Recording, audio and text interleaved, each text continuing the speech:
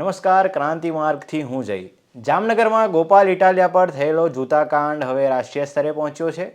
ગોપાલ ઇટાલિયાએ તો જૂતા મારનારને માફ કરી દીધો છે, પણ અરવિંદ કેજરીવાલ તેને માફ કરવાના મૂડમાં લાગી રહ્યા નથી.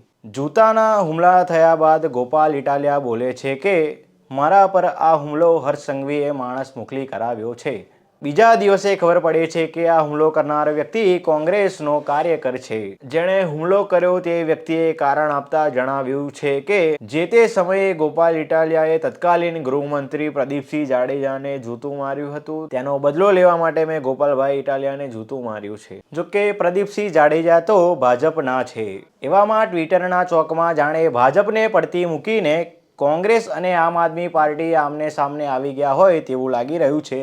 कारण कि अरविंद केजरीवाल ट्वीट કરીને કહ્યું છે કે गुजरात में आपकी बढ़ती लोकप्रियता ने बीजेपी और कांग्रेस दोनों को हिला दिया है. हम बीजेपी की नाकामियों पर सवाल उठाते हैं, लेकिन दर्द कांग्रेस को हो रहा है. क्यों?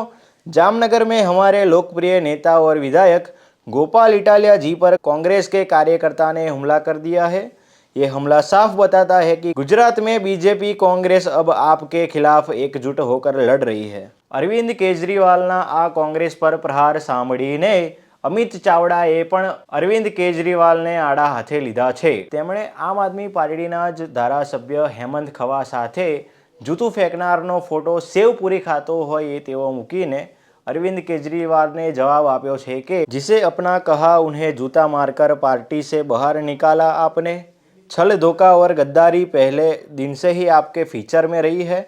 सत्ता का लोभ ऐसा कि बाबा साहब की बात करने वाले को मंत्री पद से इस्तीफा देना पड़ा.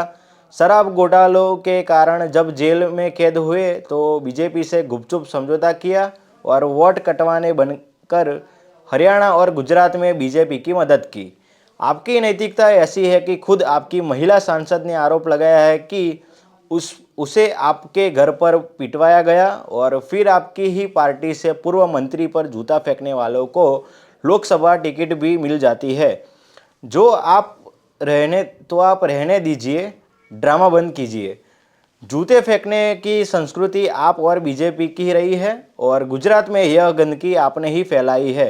गुजरात में आपका मकसद है कि बीजेपी की मदद करना, उसी में आप लगे हुए हैं. हम गांधी, नेहरू, पटेल और बाबा साहब को मानने वाले लोग हैं. हिंसा की कोई जगह नहीं है और हम उस घटना की निंदा करते हैं, लेकिन आपका ट्रैक रिकॉर्ड में इसमें से साजिश की बू देता है. कहीं आपके घर का ही मामला तो नहीं. તો હવે જોવું રહ્યું આ મુદ્દાને બંને પક્ષો ક્યાં લઈ જાય છે. જોતા રહો ક્રાંતિ માર્ગ.